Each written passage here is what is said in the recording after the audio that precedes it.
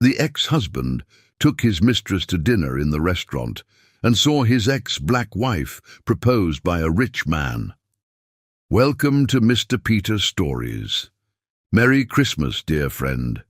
Your presence makes this season of love and magic even more special. Before we begin, tell us, what's your name? Are you a long-time friend or visiting us for the first time? No matter where you come from, your family here. Thank you for sharing this moment with us. Now, let's dive into a heartwarming tale filled with joy, wonder, and unforgettable memories. Let's make this Christmas magical. Together. The pristine halls of New York Presbyterian Hospital echoed with the rhythmic click of autumn-winter's Louboutin heels as she strode purposefully toward the neurosurgery wing. At 34, she commanded attention not through deliberate effort, but through the natural gravitas that came from saving lives on a daily basis.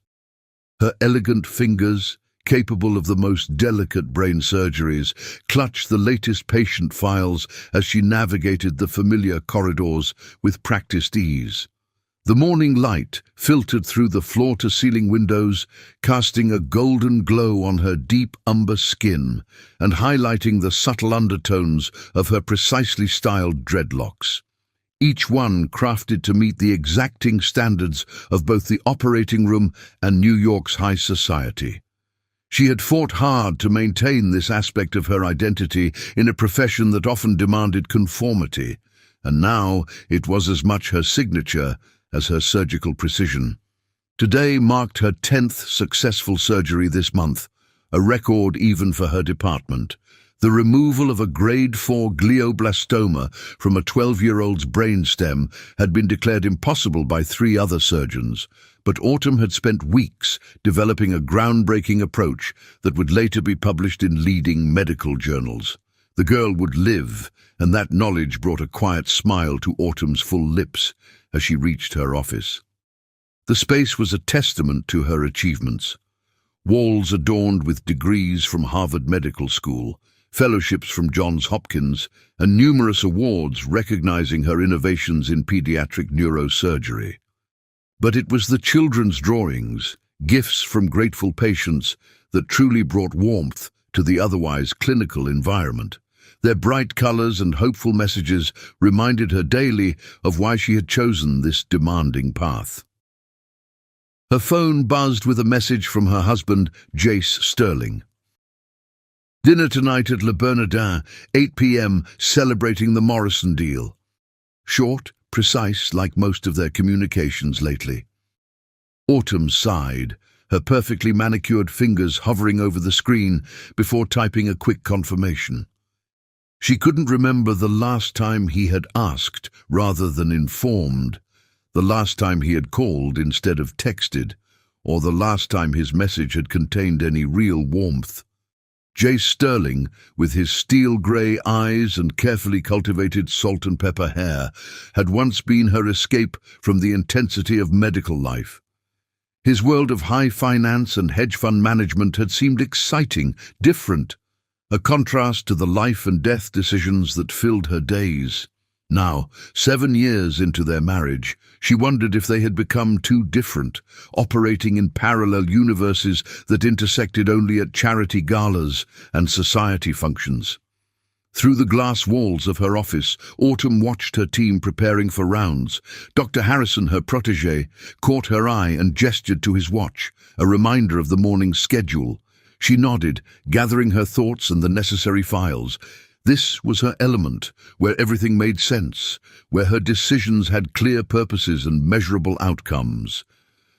The morning sun caught the massive diamond on her left hand, sending prismatic reflections dancing across her desk. The ring, like everything about their marriage, was carefully chosen to project an image of success and perfection.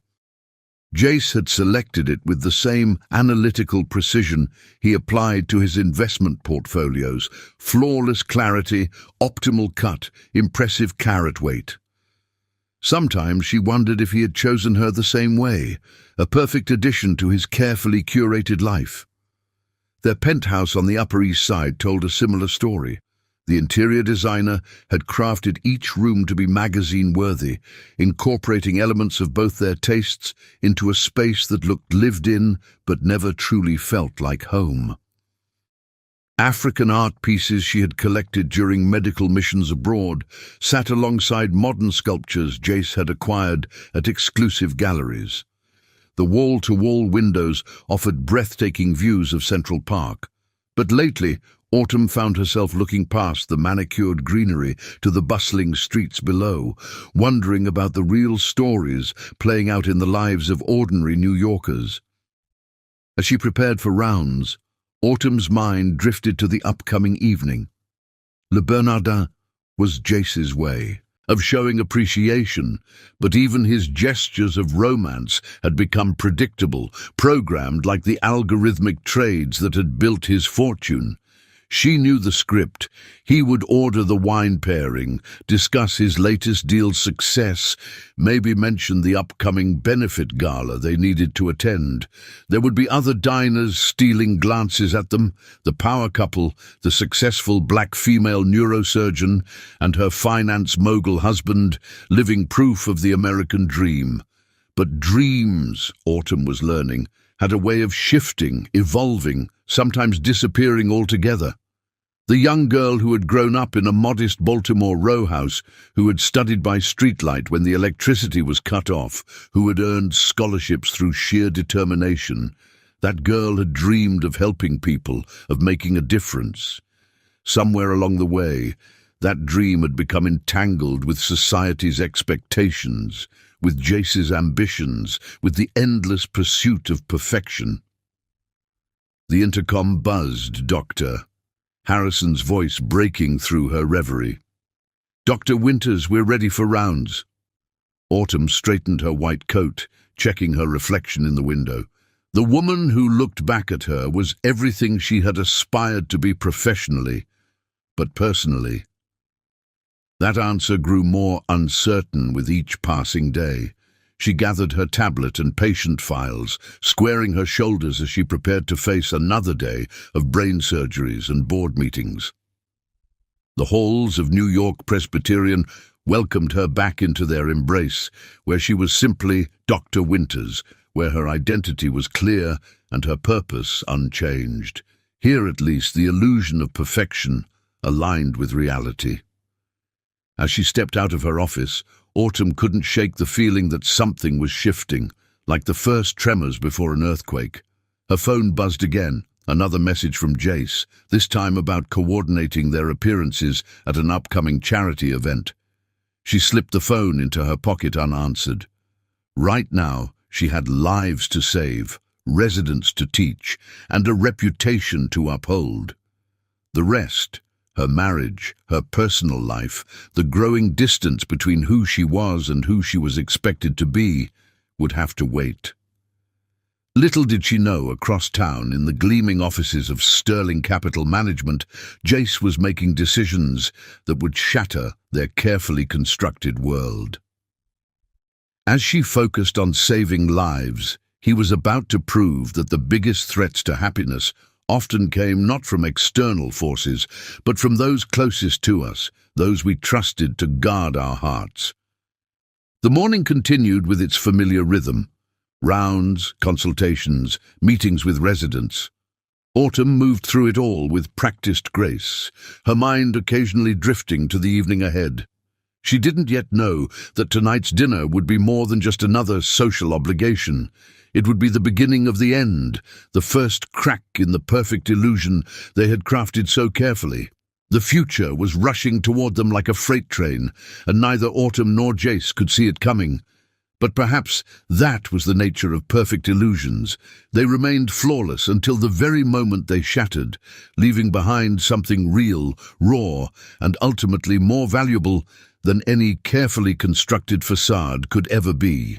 As the morning sun climbed higher over Manhattan, casting long shadows through the hospital corridors, Autumn continued her rounds, unaware that by sunset the foundations of her world would begin to shift. Her patients needed her steady hands and clear mind, and for now, that was enough. The rest would reveal itself in due time, bringing with it changes that would transform not just her marriage, but her entire understanding of love, betrayal, and the true meaning of success. The perfect illusion was about to crack, and through those fissures, a stronger, more authentic version of Autumn Winters would emerge. But for now, she walked the hospital halls, healing others, while unaware that soon she would need to heal herself. Chapter 2. Hidden Fractures. The 45th floor of Manhattan's gleaming Sterling Tower housed the kind of silence that came with old money and even older power. Jace Sterling sat in his corner office, surrounded by floor-to-ceiling windows that offered a god's-eye view of the city he had helped shape through countless mergers, acquisitions, and strategic investments. His Brioni suit, perfectly tailored to his athletic frame, was as much armor as it was clothing, a shield against the increasing emptiness that plagued his seemingly perfect life. The morning sun caught the sharp angles of his face as he studied the latest cryptocurrency market projections on his dual monitors. His steel-grey eyes, once praised by Autumn for their warmth, had grown harder over the years, matching the chrome and glass environment he had built around himself. At 41, Jace Sterling was at the peak of his professional success and the nadir of his personal fulfillment. A soft knock on his door broke his concentration. Scarlet Rivers stood in the doorway, a vision in a crimson pencil dress that matched her namesake, her platinum blonde hair swept into an elegant chignon. As his firm's lead cryptocurrency analyst, she had every right to be there, presenting the latest market trends. But they both knew these morning meetings had evolved into something far more dangerous than professional consultation. "The Asian markets are showing interesting patterns," Scarlett began, her voice carrying the slight lilt of her Australian upbringing. She moved with calculated grace as she approached his desk, each step a carefully choreographed dance they had been performing for the past 3 months. "I thought you'd want to see the analysis before the morning meeting." Jace gestured to the chair across from him, noticing how the sunlight caught the green flecks in her hazel eyes. At 32, Scarlett represented everything his life with Autumn had ceased to be: spontaneous, exciting, uncomplicated. No emergency surgeries, no charity galas, no expectations of maintaining the perfect power couple image that New York society had thrust upon them. "Show me," he said, his voice carrying the authority that had made him legendary on Wall Street. Scarlett pulled up her presentation, but instead of focusing on the charts and projections, Jace found himself studying the curve of her neck, the way her fingers danced across the keyboard with a precision that reminded him of Autumn's surgical techniques. A comparison that sent a jolt of guilt through his chest. Their affair had begun innocently enough, if affairs could ever be truly innocent. Late nights poring over market data had turned into casual dinners discussing strategy. Professional admiration had morphed into personal attraction, and attraction had blazed into something that threatened to consume everything in its path. The first kiss had happened right here in this office, after a particularly successful cryptocurrency trade had doubled their initial investment.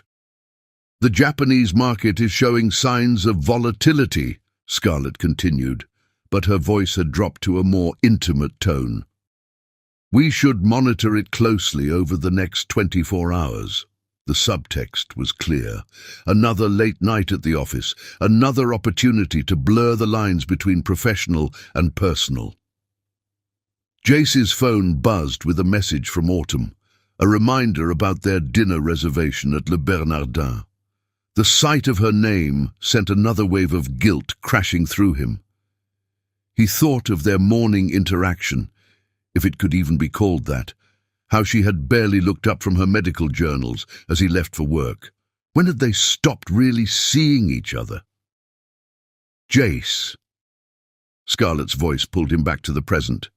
She had moved closer, her perfume, something exotic and unfamiliar, filling the space between them.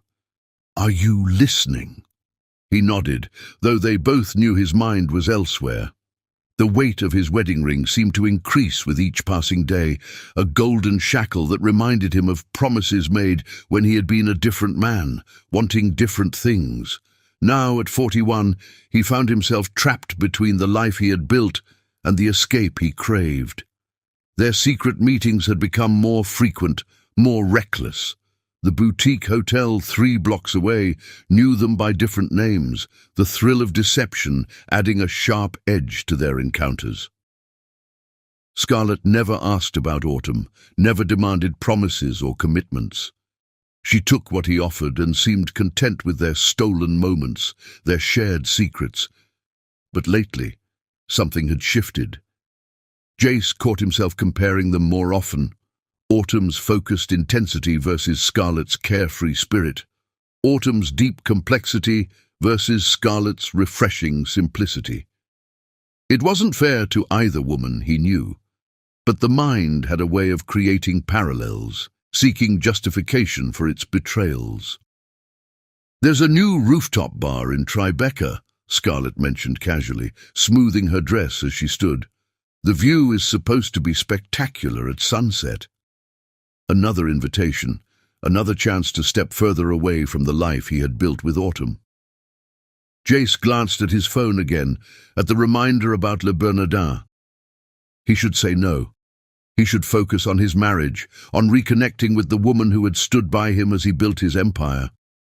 Instead, he heard himself say, "Text me the details." As Scarlett left his office, her heels clicking against the marble floor, Jace turned to the window. The city sprawled before him, a maze of possibilities and consequences. Somewhere in that concrete jungle, Autumn was probably in surgery, her skilled hands deep in someone's brain, saving another life.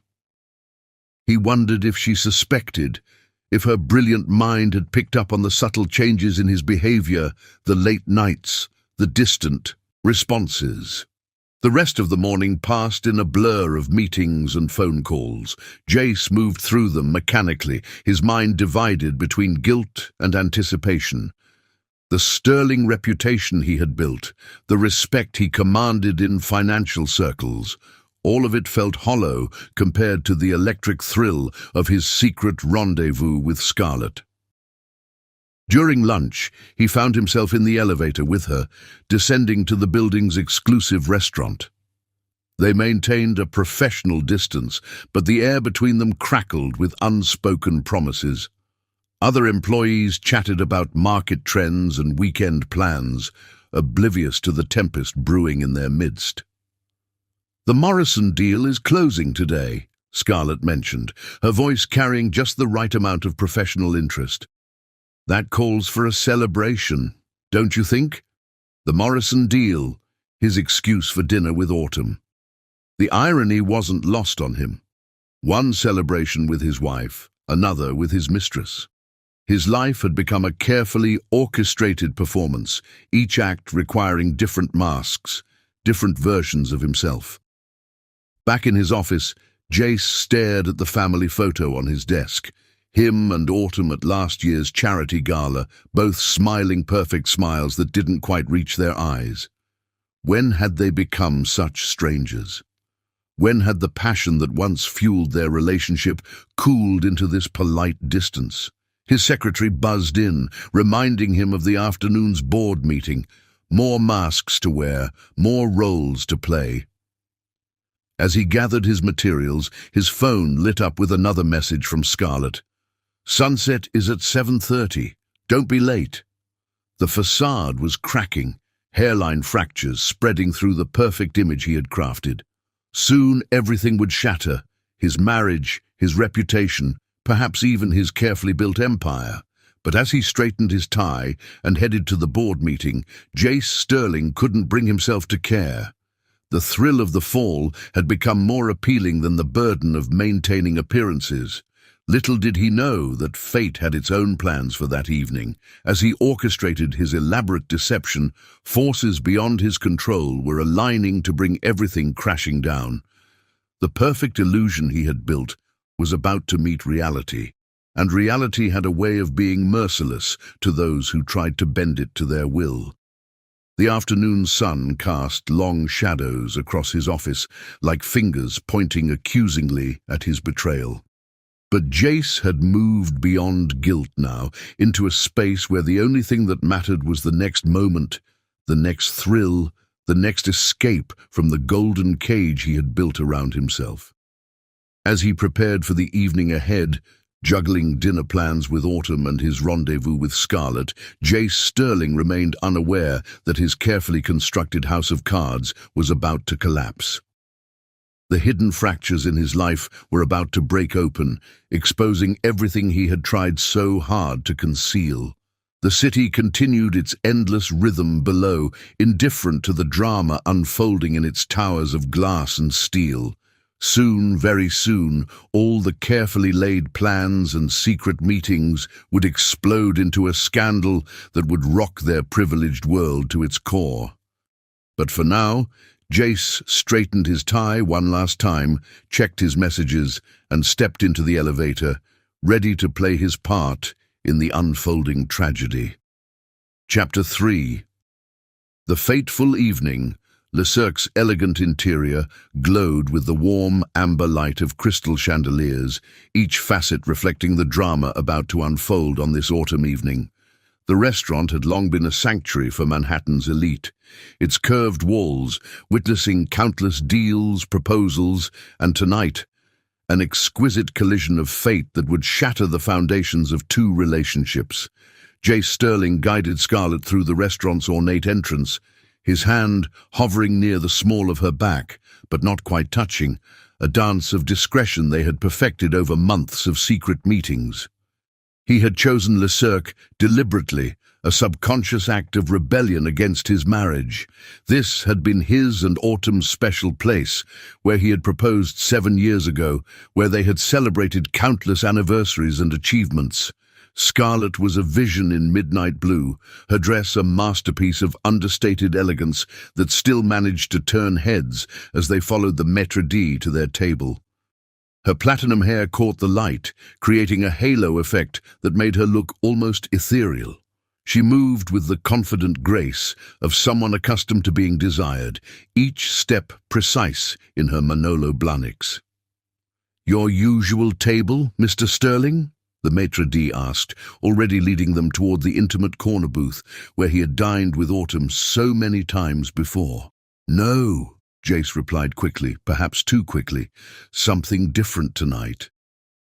He didn't want to examine why he couldn't bear to sit in that booth with Scarlet, didn't want to acknowledge the guilt that still lingered beneath his carefully maintained facade of indifference. They were seated at a table with a view of Central Park, the city lights twinkling beyond the restaurant's windows like distant stars. Jace ordered a bottle of Chateau Margaux, 2015, different from the Burgundies he usually shared with Autumn. Everything about tonight needed to be different, needed to establish this as something separate from his married life. "You're distracted," Scarlet observed, her Australian accent more pronounced in intimate settings. She reached across the table, her fingers brushing his hand with practiced casualness. "The Morrison deal?" Jace forced a smile, adjusting his Patek Philippe watch, a 5th anniversary gift from Autumn. "Just thinking about the market implications." It was a lie, and they both knew it. But their relationship thrived on such polite fictions. He was thinking about the text he had sent Autumn earlier, cancelling their dinner plans with a vague excuse about a late meeting. Across the restaurant, hidden from their view by an artistic arrangement of privacy screens and floating orchids, Autumn Winters was celebrating her own moment of liberation. She sat at a round table with her closest friends, Dr. Rosalie Chen, her fellow neurosurgeon, Zara Thompson, her college roommate turned civil rights attorney, and Madison Hayes, the gallery owner who had helped furnish their penthouse with its impressive art collection. Autumn looked radiant in a cream-colored Valentino dress that complemented her dark skin perfectly, her dreadlocks styled in an elegant updo that spoke of both sophistication and cultural pride. The diamond tennis bracelet on her wrist, a gift from Jace, caught the light as she raised her champagne glass. "To freedom," Zara proposed, her dark eyes gleaming with satisfaction. "And to having the courage to choose happiness over appearances." The women clinked glasses, celebrating the papers Autumn had filed that morning. Divorce papers that would end her 7-year marriage to one of Wall Street's most powerful men. She hadn't told Jace yet. Tonight was about celebrating with the women who had supported her through months of suspicion, weeks of evidence gathering, and finally the decision to end a marriage that had become more prison than partnership. "Dr. Winters," a deep voice interrupted their toast. Kingston Alexander Rhodes stood before their table, his 6'3" frame impeccably dressed in a custom Tom Ford suit that highlighted his broad shoulders and athletic build. At 43, he carried himself with the quiet confidence of a man who had built a tech empire from the ground up. "Kingston," Autumn smiled, genuine warmth replacing the polite mask she had worn so often lately. They had met 6 months ago at a hospital board meeting where his company was presenting revolutionary AI technology for diagnostic imaging. Their subsequent conversations had awakened something in her that she had thought long dead. Intellectual excitement, genuine connection, the thrill of being truly seen. "I hope I'm not interrupting," he said, though the slight upturn at the corner of his mouth suggested he had planned this interruption carefully. His dark eyes held hers with an intensity that made her breath catch.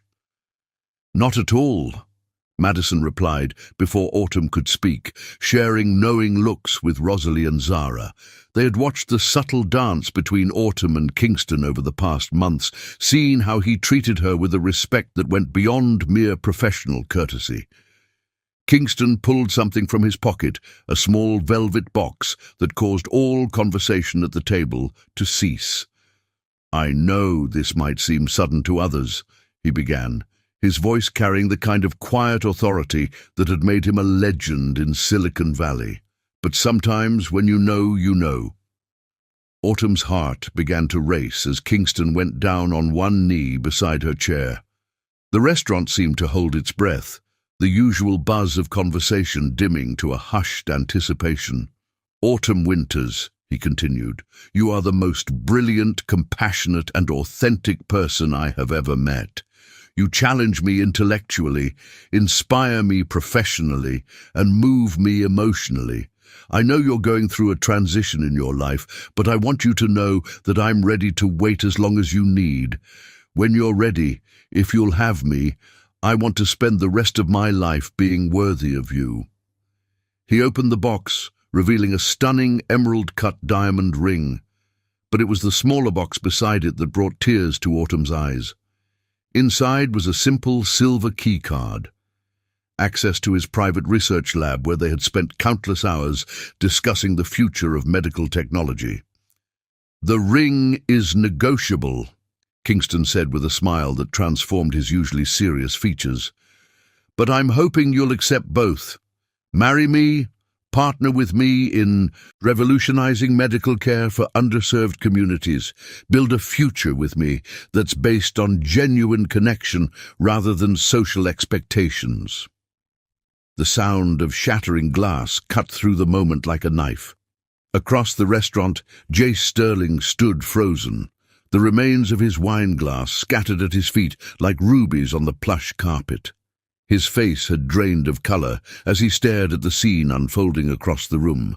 His wife, his Autumn, being proposed to by one of the most powerful men in tech. Scarlett followed his gaze, her own glass suspended halfway to her lips. The pieces fell into place with devastating clarity. Why he had been increasingly distracted, why he had insisted on a different table, why his guilt had seemed to weigh heavier lately. The restaurant held its breath, caught in the gravity of this moment where private betrayals became public theatre. Autumn's eyes met Jace's across the space that separated them, not just physical distance, but the vast emotional chasm that had grown between them over years of neglect and betrayal. In that moment, time seemed to crystallize. Jace saw not pain or anger in Autumn's eyes, but something far worse, complete indifference. She turned back to Kingston, who was still on one knee, waiting with the patient confidence of a man who understood the value of what he was asking for. "Yes," Autumn said, her voice clear and strong, carrying across the hushed restaurant. "To both proposals." She allowed Kingston to slip the ring onto her finger, accepted the keycard with equal reverence, and rose to embrace him as the restaurant erupted in applause. Her friends were on their feet, champagne flowing freely now as other diners offered their congratulations. Kingston pulled her close, his kiss both tender and respectful, a public declaration of private feelings that had been building for months. At their table, Scarlett watched Jace's face crumple with the realization that he had not only lost his wife, but had underestimated her completely. She saw the moment he understood that Autumn had known about their affair, had planned her escape with the same precision she brought to her surgeries, and had emerged not as a victim, but as a victor. "Jace," Scarlett began, but he was already moving, stumbling toward the exit, leaving her alone at the table with an unopened bottle of wine and the weight of unspoken revelations. She signaled for the check, dignity warring with humiliation as she felt the curious eyes of other diners. The evening air hit Jace like a physical blow as he burst onto the sidewalk. Behind him, through Le Cirque's windows, he could see Autumn accepting congratulations, her smile radiant as Kingston kept her close. The sight of them together, so clearly matched in intelligence, ambition and mutual respect, forced him to confront every mistake, every casual betrayal that had led to this moment. Inside, Autumn caught a glimpse of his retreat through the window. A small part of her had imagined this moment differently, had pictured tears or confrontation, drama or denial. Instead, she felt only a profound sense of rightness, as Kingston's hand found hers, their fingers intertwining with natural ease. "To new beginnings," Rosalie proposed, raising her glass once more. The toast was echoed around the table, but Autumn's eyes were on the keycard Kingston had given her. It represented everything her marriage to Jace had lacked: partnership, respect, shared purpose. The night continued, a celebration of endings and beginnings, while outside, Jace Sterling's world crumbled with the weight of consequences long overdue. The perfect illusion had shattered, leaving behind the glittering shards of what once was and the bright promise of what could be. Le Cirque's elegant rooms had witnessed countless stories over the years, but few as poetically just as this evening's drama. As the night drew to a close, 3 lives had been irrevocably changed, one rising from the ashes of betrayal, one falling from the heights of presumption, and one caught in the crossfire of their unraveling. Chapter 4. Shattered Glass. The New York night wrapped itself around Jace Sterling like a shroud as he stumbled out of Le Cirque, the crisp autumn air doing nothing to clear the fog of devastation clouding his mind. The doorman's concerned look barely registered as he waved off the offer to call his car service. He needed to walk, needed to move, needed to do something to process the scene that had just shattered his carefully constructed world. Fifth Avenue stretched before him like a river of lights, the city's endless energy a stark contrast to the hollow emptiness expanding in his chest. His Italian leather shoes, worth more than some people's monthly rent, scraped against the concrete as he walked aimlessly, his usual confident stride replaced by the uncertain gait of a man whose foundations had crumbled. Behind him, through Le Cirque's elegant windows, the celebration continued. Autumn's joy radiated through the glass, a beacon of happiness that now seemed designed specifically to torture him.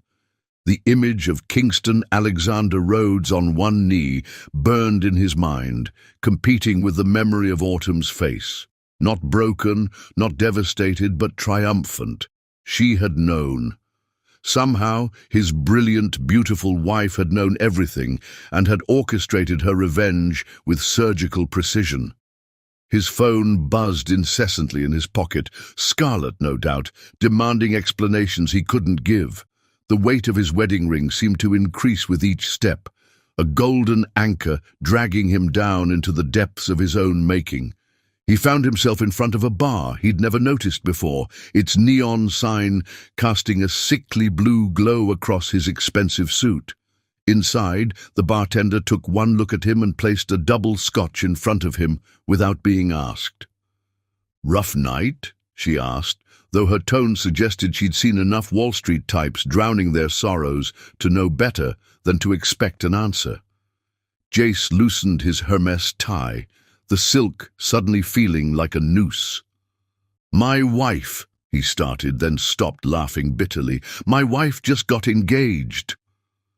The words hung in the air, their absurdity matching the surreal quality of the evening. Meanwhile, back at Le Cirque, Autumn sat in a cocoon of warmth created by friendship and vindication. Kingston's arm rested casually across the back of her chair, his presence solid and reassuring in a way Jace's had never been. The diamond on her finger caught the light differently than her wedding ring had, less like a brand of ownership and more like a promise of partnership. "When did you know?" Madison asked, leaning forward with the kind of intense curiosity that had made her one of New York's most successful gallery owners. "About Jace and that woman." Autumn's fingers traced the stem of her champagne glass, her surgical precision evident even in this small gesture. 3 months ago," she replied, her voice steady. "The hospital's new AI diagnostic system, Kingston's system, flagged an anomaly in a routine scan. I was reviewing the code with him when a notification from Jace's credit card company popped up on my phone. Charges from hotels I'd never stayed in, restaurants we'd never visited together." Kingston's hand found hers under the table, a subtle gesture of support. "She turned that pain into purpose," he said, his deep voice carrying pride. "Revolutionized the AI's pattern recognition algorithms while she was at it." Zara raised her glass in a toast. "To karma, and to women who don't just get mad, but get even while advancing medical science." Across town, in her pristine Upper East Side apartment, Scarlet Rivers stood before her floor-to-ceiling windows, still wearing the midnight blue dress that had been chosen to entice. Her phone displayed a dozen unanswered messages to Jace, each one more desperate than the last. The sight of Autumn's triumph had awoken something uncomfortable in her chest. Not jealousy, exactly, but a creeping realization that she had been playing a game whose rules she hadn't fully understood. She poured herself a glass of wine, the same vintage Jace had ordered at dinner, and forced herself to confront uncomfortable truths. She had thought herself the victor in their little triangle, the younger woman who had captured the attention of one of Wall Street's most powerful men. Now, watching her carefully laid plans dissolve, she realized she had been a pawn in a much larger game. Back at the bar, Jace was on his third scotch when his phone buzzed again.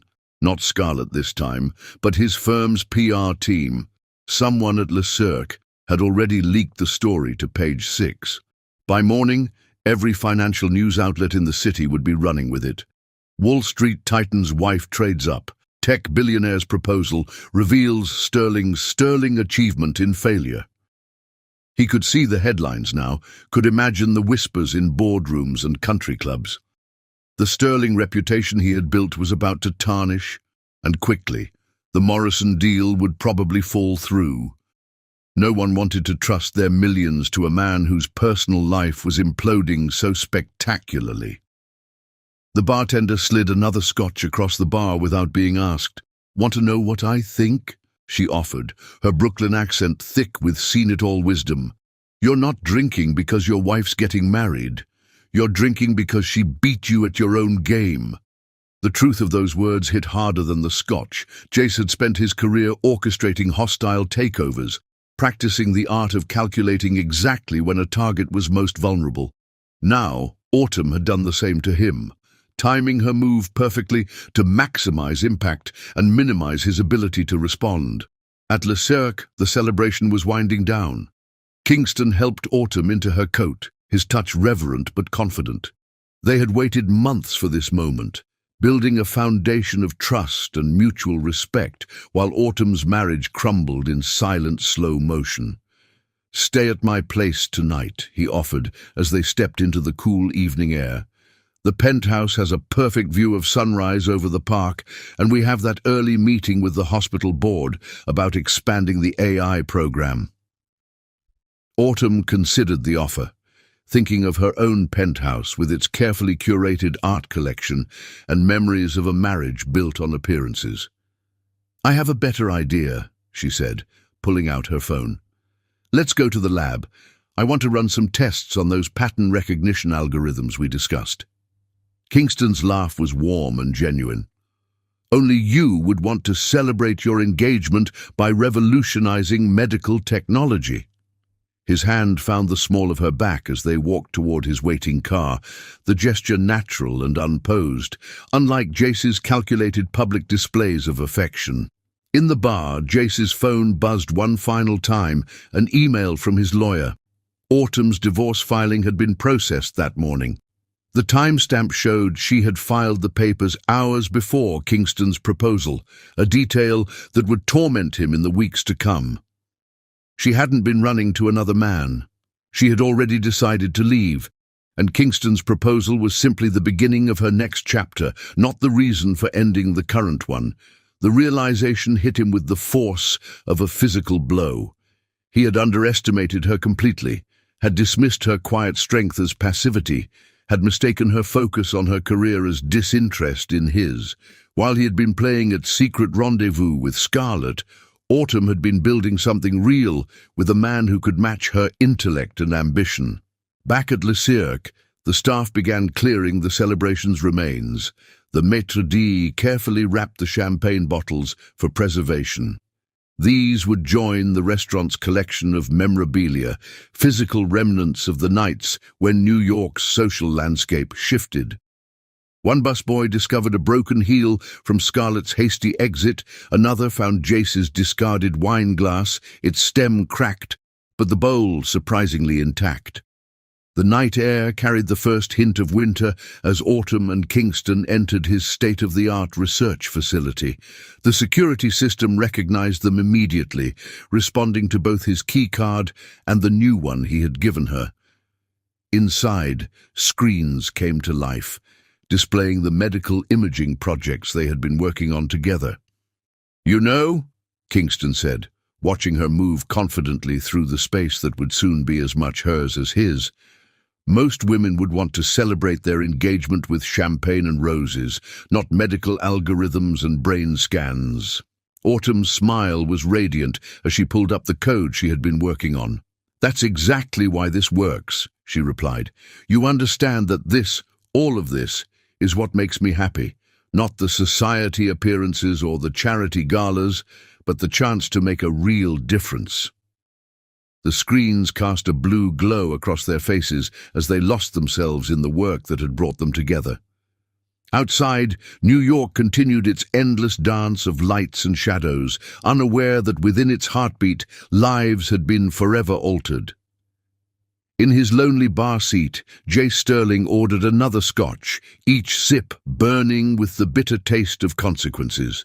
The bartender's words echoed in his mind. She had beaten him at his own game. But it was more than that.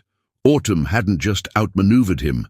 She had transcended the game entirely, building something authentic while he remained trapped in a world of appearances and calculated moves. The night stretched on, each minute carrying them all further from the people they had been when the evening began.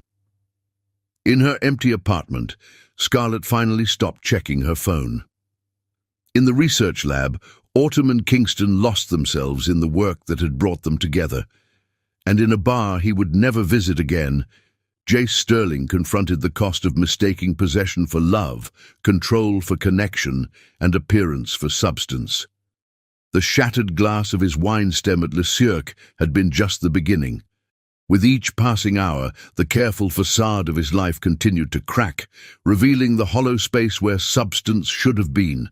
Morning would bring new challenges, press statements, damage control, the Morrison deal's inevitable collapse.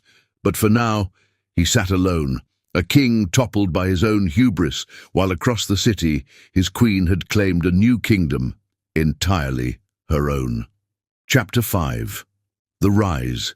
Morning light streamed through the floor-to-ceiling windows of Kingston's research facility, casting long shadows across the state-of-the-art medical imaging equipment. Autumn had barely noticed the hours passing, her fingers dancing across holographic displays as she refined algorithms that would revolutionize early cancer detection. She had changed from her evening wear into the spare set of scrubs she kept at the lab, her elegant updo now a practical bun, yet Kingston thought she had never looked more beautiful. Kingston Alexander Rhodes stood in the doorway of the main lab, 2 cups of artisanal coffee in hand, watching the woman who would soon be his wife lose herself in the work they both loved. Unlike Jace, who had seen Autumn's dedication to medicine as competition for her attention, Kingston found her passion intoxicating. He understood the drive to change the world, to leave a legacy bigger than wealth or social status. The new neural network is showing promising results, Autumn said without looking up, somehow sensing his presence. A smile played at the corners of her lips as she continued to work, her fingers moving with the same precision she brought to her surgeries. The pattern recognition rate has improved by 37%. Kingston set her coffee beside her workstation, his own forgotten, as he leaned in to study the data scrolling across the screen. "You've modified the base algorithm," he observed, his deep voice carrying notes of admiration and excitement. "This could cut diagnostic time in half." "More than that," Autumn replied, finally turning to face him. Their eyes met, and the spark between them had nothing to do with romance and everything to do with shared purpose. "With these modifications, we could make this technology accessible to hospitals in underserved communities. No more misdiagnoses due to overworked radiologists or outdated equipment." Kingston's hand found hers, their fingers intertwining naturally. The diamond ring on her finger caught the morning light, but it was the key card beside her workstation that held more meaning for both of them. "You haven't slept," he noted, concern mixing with understanding in his voice. "Neither have you," she countered, noticing the subtle signs of fatigue around his eyes. "But this is more important than sleep. Do you know how many lives we could save with this?" Instead of arguing or suggesting she rest, Kingston pulled up a chair beside her. "Show me," he said simply, and together they dove back into the work, their coffees growing cold forgotten. Across town, in his penthouse office at Sterling Tower, Jace Sterling faced a different kind of morning. The news of last night's events at Le Cirque had spread through New York's financial circles like wildfire. His phone hadn't stopped ringing since dawn, calls from board members, investors, and most worryingly, the partners in the Morrison deal. The New York Times business section lay open on his desk, the headline stark against the crisp paper, "Tech meets medicine, Rhodes and Winters unite in both love and innovation." The article detailed not just the engagement, but the groundbreaking medical AI project they had been developing together. What should have been simply a society page scandal had become a business story about innovation and the future of healthcare. His secretary buzzed in, her voice carefully neutral. "Mr. Sterling, the Morrison Group is requesting an emergency meeting. They're concerned about recent developments." Jace closed his eyes, his head pounding from both hangover and stress. "Schedule it for this afternoon," he managed, his usual commanding tone wavering slightly. "And get me whatever information you can find on Rhodes Medical Technology's latest innovations." Back at the research facility, Autumn and Kingston had moved from the lab to the conference room, where they were presenting their findings to a virtual panel of international medical experts. The holographic displays showed brain scans from multiple angles as Autumn explained the breakthrough in their diagnostic algorithms. By incorporating machine learning with traditional diagnostic methods, she explained, her voice clear and confident, we've created a system that can identify potential issues weeks earlier than current methods. But more importantly, we've designed it to be accessible to facilities with limited resources. Kingston watched with pride as she commanded the attention of some of the world's leading medical minds. This was the woman Jace had tried to confine to charity galas and society functions, her brilliant mind relegated to background decoration for his social climbing. The thought made him angry, but that anger was overshadowed by gratitude that she had found her way to him, that they could build something meaningful together. The presentation concluded with unanimous enthusiasm from the panel. As the holographic displays faded, Kingston pulled Autumn into his arms. "You're going to change the world," he murmured against her hair. "We're going to change it together." Autumn melted into his embrace, the exhaustion of the all-nighter finally catching up with her. "I never thought I could have both," she admitted softly. "Love and purpose, passion and partnership. With Jace, everything was about appearances, about fitting into his world. But with you, with me, you don't have to choose," Kingston finished, understanding perfectly. "Your brilliance isn't something to be managed or contained. It's something to be unleashed." Their moment was interrupted by Kingston's assistant, bearing news that would reshape their plans even further. "The Gates Foundation called," she announced, barely containing her excitement.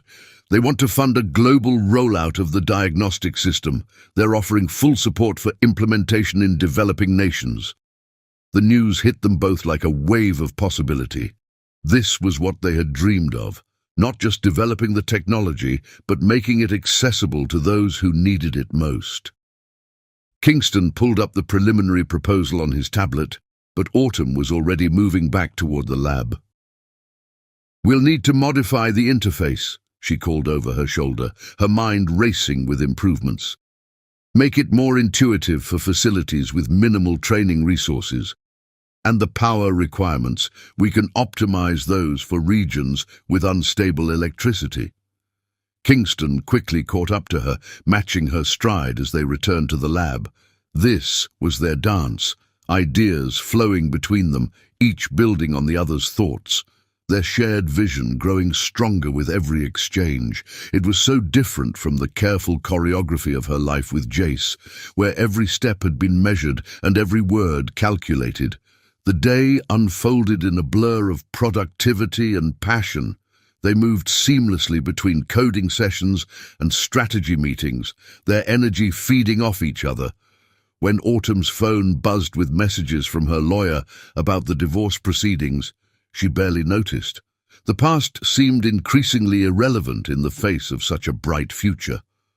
By late afternoon, news of their medical breakthrough had overshadowed the society page coverage of their engagement. CNBC ran a special segment on the implications of their AI diagnostic system for global healthcare. The stock price of Rhodes Medical Technologies soared, while Sterling Capital Management saw its shares decline as rumors spread about the Morrison deal's instability. In their lab, Autumn and Kingston remained oblivious to the financial markets drama.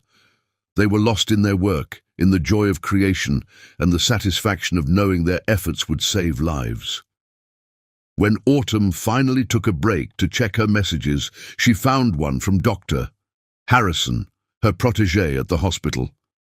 "The board wants to implement the AI system immediately," she read aloud. "They're calling it the future of diagnostic medicine." She looked up at Kingston, her eyes shining with tears of joy. "We're really doing this. We're really going to make a difference." Kingston crossed the lab to her side, his presence solid and reassuring. "This is just the beginning," he promised. "Together, we're going to rewrite the rules of what's possible in medicine." As evening approached, They finally allowed themselves to feel the exhaustion of their all-nighter. Kingston's private chef had delivered dinner to the lab, a thoughtful selection of healthy, energizing dishes that showed his attention to detail and understanding of Autumn's preferences. They ate at her workstation, surrounded by holographic displays of brain scans and algorithm flowcharts. It wasn't a romantic dinner by conventional standards, but for them, it was perfect. Their conversation flowed effortlessly between technical discussions and personal dreams, each realm enriching the other. "Move in with me," Kingston said suddenly, his voice soft but certain. "Not because of last night's proposal, not because of the divorce, but because we work better together, because every moment you're not here feels like a missed opportunity to change the world." Autumn looked around the lab, their lab, and felt the rightness of his words. This wasn't just a workplace.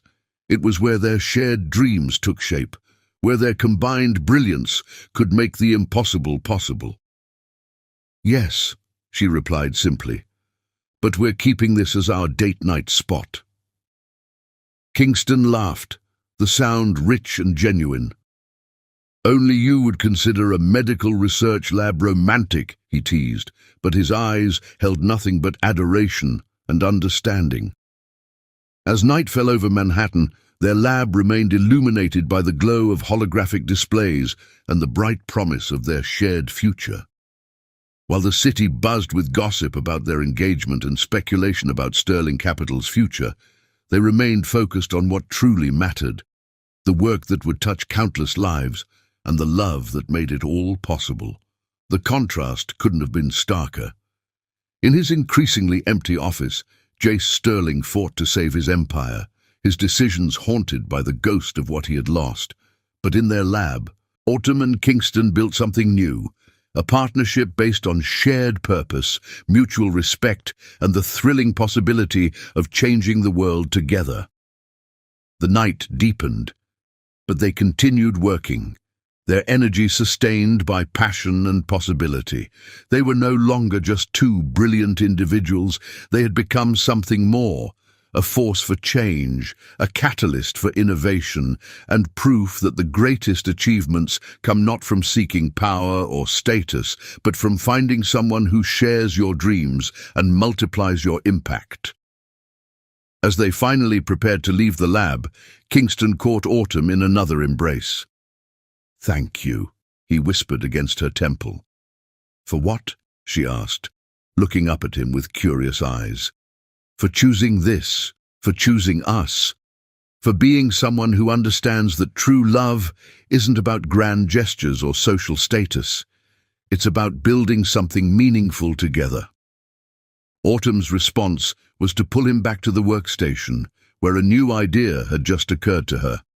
They would sleep eventually, but for now they had a world to change, and they would do it together. Chapter 6. Drowning Sorrows. The polished mahogany of Jace Sterling's desk reflected the amber liquid in his crystal tumbler like a dark mirror, distorting the reality he was desperately trying to escape. It was barely noon, but the Macallan 25 had been calling his name since he'd arrived at the office 3 hours ago. Sterling Tower's 45th floor, once his personal kingdom, now felt like a luxurious prison where he watched his empire crumble in real time. CNBC played silently on the wall-mounted screen, the ticker showing Sterling Capital Management's stock in a steady decline. The Morrison deal hadn't just fallen through, it had imploded spectacularly, taking with it not just billions in potential revenue, but also the firm's reputation for stability. The headlines scrolling across the bottom of the screen felt like personal attacks. Sterling Capital struggles amid leadership concerns, and Rhodes Medical Technologies announces revolutionary AI diagnostic system. His intercom buzzed, his secretary's voice carefully neutral. "Mr. Sterling, Mr. Morrison's office is on line 1. They're requesting immediate repayment of the initial investment, citing the moral turpitude clause in the contract." Jace stared at the blinking light on his phone, remembering how he'd laughed at the clause when their lawyers had drafted it. Who would have thought his personal life could torpedo a multi-billion-dollar deal? He reached for the tumbler instead of the phone, the single malt burning a familiar path down his throat. His phone vibrated with another text from Scarlett. She had been relentless since that night at Le Cirque, her messages evolving from desperate to angry to finally this morning resigned. "I've accepted an offer in Silicon Valley. Don't try to contact me." The irony wasn't lost on him. She was leaving him for exactly the industry that had claimed his wife. The Wall Street Journal lay open on his desk, the business section dominated by a photo of Autumn and Kingston at their press conference announcing the global implementation of their AI diagnostic system. She looked radiant, confident, her hand gesturing toward a holographic display as she explained their breakthrough. Kingston stood beside her, his attention focused entirely on her words, his pride evident in every line of his face. Jace's own face stared back at him from a smaller photo beside the article, an old shot from better days. The contrast was stark. In just weeks, he had aged years.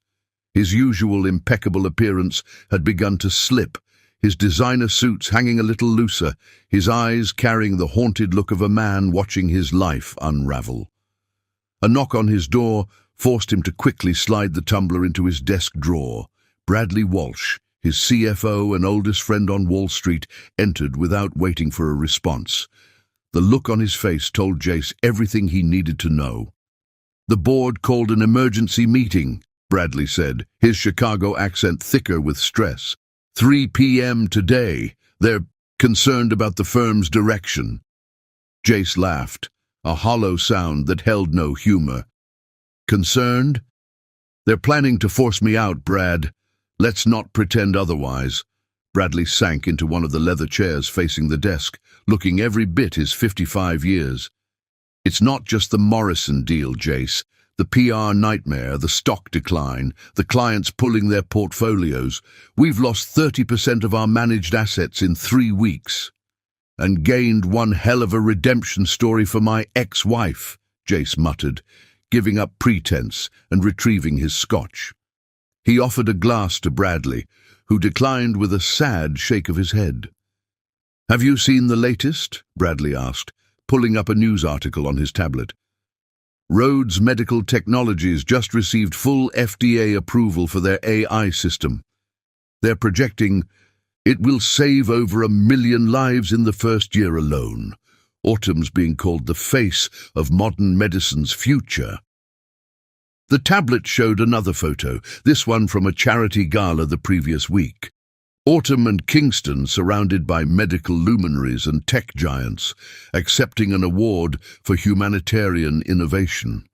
She wore a stunning emerald gown that made her dark skin glow, her smile radiant as she addressed the crowd. Kingston's arm rested naturally around her waist, their comfort with each other evident in every casual touch. "She was always brilliant," Jace admitted, the scotch finally loosening his tongue. I never thought she'd outmaneuver me like this. I thought I was the one playing chess while she was focused on her career." Bradley's expression softened with something like pity. "That was your mistake, Jace. She wasn't playing chess at all. She was building something real while you were playing games." The afternoon stretched on, each hour bringing new reports of declining stock values and client departures. Jace's phone buzzed constantly. Board members, investors, reporters, all demanding explanations he couldn't give. How could he explain that he had sabotaged his own life, that he had taken a brilliant, loving woman for granted and lost her to someone who could match her intellect and ambition? At 3 o'clock sharp, Jace stood before the board in the main conference room, his slightly rumpled appearance a sharp contrast to their pristine suits and stern expressions. The vote was quick, almost merciful in its speed. By 4, security was escorting him out of the building he had once ruled, a cardboard box, of personal items in his arms, like a cliché of corporate downfall. The city seemed different from street level. The towering buildings that had once represented his domain, now looming over him like judges. He found himself walking, ignoring the curious glances from people who recognized him from the news. His feet carried him unconsciously toward the hospital where Autumn worked. Used to work, he corrected himself. She had accepted a position as Chief of Innovation at Rhodes Medical's new research hospital. Through the hospital's glass entrance, he caught a glimpse of a news report playing in the lobby. Autumn was on screen again, demonstrating their AI system to a group of international healthcare officials. Her passion was evident even through the muted television, her hands moving animatedly as she explained complex medical concepts in a way that made them accessible. "She's amazing, isn't she?" a voice beside him said.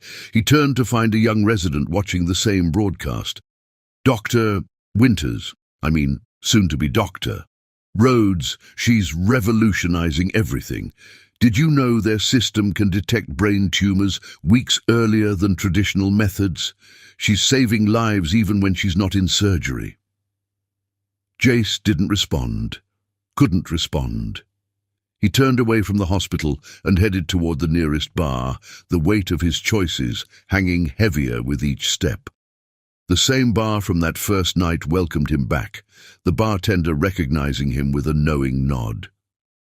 "The usual?" she asked, already reaching for the Macallan. "Make it a double," he muttered, loosening his tie. The TV above the bar was showing business news, and he gestured for her to change it, but not before he caught the headline. "Rhodes Medical Technologies announces global initiative, sterling capital reports, record losses." His phone buzzed again, his lawyer this time, reminding him about the divorce settlement meeting tomorrow. Autumn had been more than fair in her demands, taking only what she had brought to the marriage and her share of their joint assets. She didn't want his money, she was too busy making her own history. The scotch arrived, and Jace stared into its depths as if seeking answers. How had he not seen it coming? The signs had been there, her late nights at the lab with Kingston, her growing passion for their joint project, the way she had stopped fighting about his absences and business dinners. She hadn't just been planning her exit, she had been building her future. The bar's other patrons gave him a wide berth, perhaps recognizing him from the news or simply sensing the dark cloud that surrounded him. He pulled out his phone and scrolled through old photos, charity galas, vacation photos, society events. In every picture, he realized now, Autumn's smile had been polite but distant, her eyes focused on something beyond the camera, beyond their carefully crafted life. A new notification popped up, another news alert about Rhodes Medical Technologies. They had just announced plans for a new research center in Baltimore, specifically focused on bringing cutting-edge medical technology to underserved communities. The location wasn't random. It was Autumn's hometown, where she had grown up watching her mother work double shifts as a nurse to make ends meet. "You know what your problem was?" the bartender said, sliding another scotch his way without being asked. "You thought you were the story, but you were just a chapter in hers." The truth of those words hit harder than any board meeting or stock report. Jace Sterling, who had prided himself on his ability to read markets and manipulate outcomes, had failed to see the most important trend of all, that the woman he had taken for granted had outgrown him long before she had left him. Night fell over Manhattan, the city lights blurring through the bar's windows like stars falling from grace. In his pocket, his phone continued to buzz with news alerts and messages he couldn't bear to read. Somewhere across town, in a state-of-the-art lab that represented everything he had failed to understand about his wife, Autumn was probably still working, still changing the world, still building a future that no longer included him. The scotch offered no answers, no comfort, no escape from the reality that he had orchestrated his own downfall. His affair with Scarlett hadn't just cost him his marriage, it had exposed the hollow core of his existence, the emptiness behind the perfect facade he had worked so hard to maintain. Last call came and went, but the bartender let him stay, perhaps recognizing that he had nowhere else to go.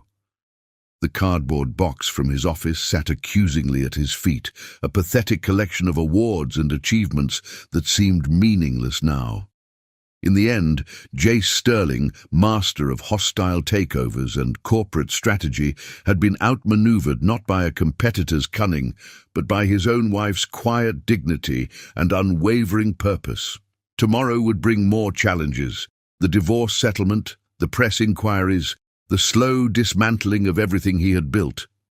But tonight, in a bar he would have never deigned to enter in his previous life, Jace Sterling finally confronted the truth. He had never deserved autumn winters, and now the whole world knew it. Chapter 7. The Foundation. The Baltimore sun rose over a transformed landscape. Where once stood an abandoned warehouse district, now gleamed the ultra-modern campus of the Winters Roads Foundation, its solar panel facades catching the morning light like diamonds. Autumn stood at the floor-to-ceiling windows of the main research building, her hand pressed against the glass as she took in the sight of her hometown's newest beacon of hope. "Remember when I told you I wanted to dream bigger?" Kingston's voice came from behind her as his arms wrapped around her waist. "I don't think even I imagined this." The Foundation's main building housed the most advanced medical research facilities in the world. But it was the surrounding complex that truly captured their vision. A state-of-the-art teaching hospital, a medical training center for underprivileged students, and a technology innovation hub, all designed to bring cutting-edge healthcare to communities that had been historically overlooked.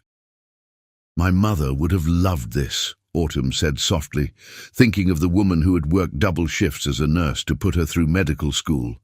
She always said healthcare shouldn't be a privilege. Kingston pressed a kiss to her temple, understanding the weight of this moment. "She's why we chose Baltimore, isn't it?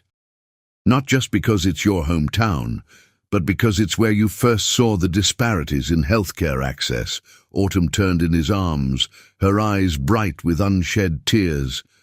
"I used to watch her come home exhausted from her shifts, telling stories about patients who couldn't afford basic treatments. When Jace mocked this city, called it beneath us."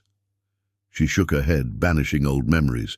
"He never understood that this was always part of my plan. I just needed the right partner to make it happen."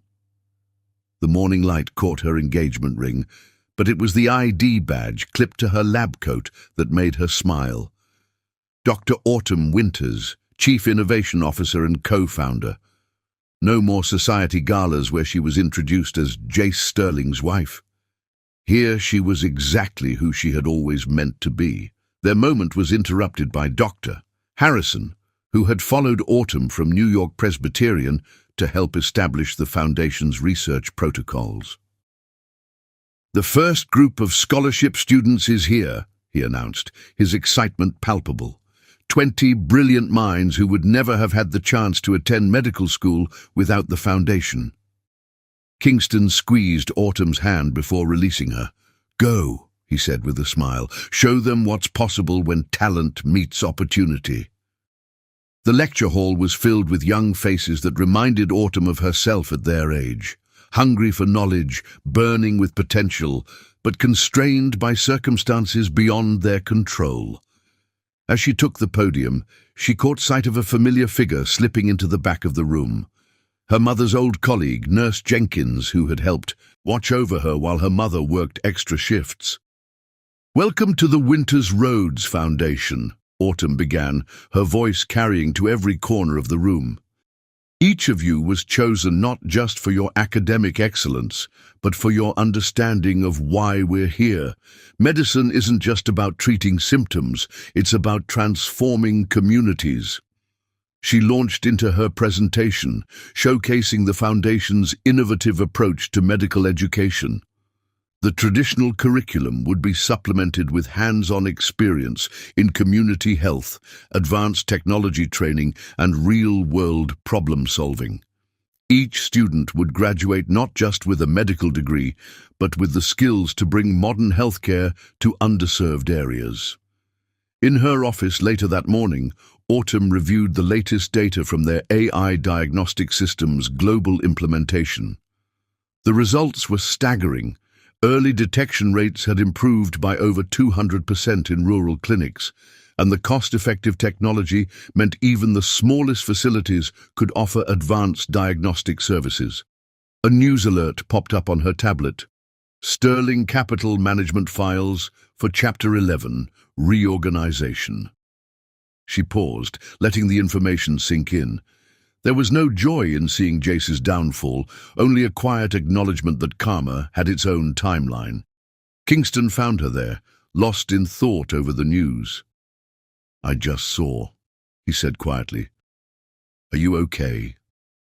Autumn looked up at him, at the man who had helped her transform her dreams into reality. "I'm thinking about choices," she said. "About how some people build things, while others only know how to take them apart." A commotion outside drew their attention. Through the glass walls of her office, they could see a group of local news crews gathering in the lobby. Word had gotten out about the Foundation's latest initiative, a program to identify promising medical talent in high schools across Baltimore's poorest neighborhoods. "They're calling it the future of medical education," Kingston said, pulling up the press coverage on his tablet. "But they're missing the bigger picture. This isn't just about training doctors, it's about changing the entire ecosystem of healthcare delivery." Autumn stood, straightening her lab coat. "Then let's go tell them the real story, about how every breakthrough we make here will be shared freely with hospitals worldwide. About how technology can bridge the gap between the world's best hospitals and the smallest rural clinics."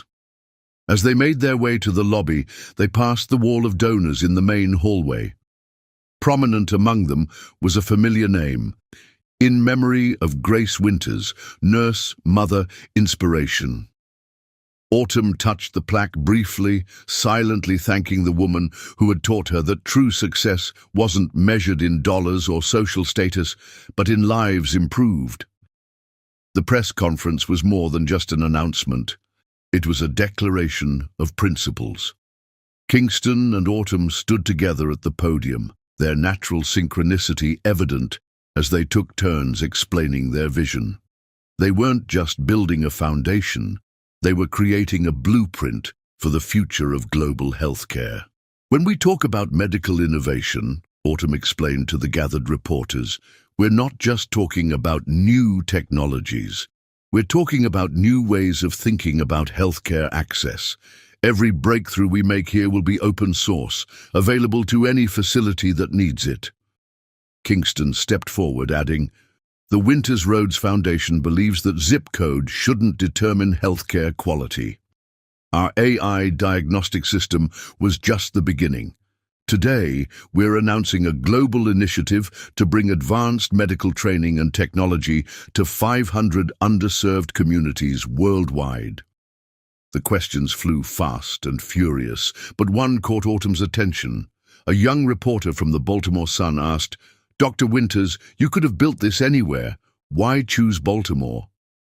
Autumn smiled, thinking of her mother's worn nursing shoes by the door, of dinner-table conversations about patients who couldn't afford care, of a young girl doing homework by streetlight because the electricity had been cut off. "Because some debts can never be repaid, they can only be passed forward. Baltimore taught me that healthcare is a right, not a privilege. Now it's teaching the world the same lesson." Later that evening, as the sun set over the Foundation's campus, Autumn and Kingston walked through the nearly completed hospital wing. The rooms were equipped with their AI diagnostic system, each one representing the potential to save countless lives. "You know what makes this different?" Kingston asked, watching Autumn run her hand along the state-of-the-art equipment they had designed together. "It's not just about the technology or the medicine. It's about dignity. Every person who walks through these doors will receive the same level of care, regardless of their ability to pay. Autumn leaned into him, their reflections ghostly in the window glass. Below, the lights of Baltimore twinkled. The city she had once been told to leave behind, now home to a revolution in medical care. "We're really doing this," she said softly. "We're really changing things." "We're just getting started," Kingston replied, pulling out his tablet to show her the latest proposals. The Gates Foundation wants to partner on expanding the program to Africa and Southeast Asia, and the WHO is interested in implementing our training protocols globally. As night fell over Baltimore, the Winters Roads Foundation stood as a beacon of hope, its lights promising a future where healthcare wasn't a luxury, but a fundamental right. Inside its walls, two people who had found each other through a shared vision continued to work, proving that the greatest revenge against those who doubted you isn't success alone, it's success that lifts others with you.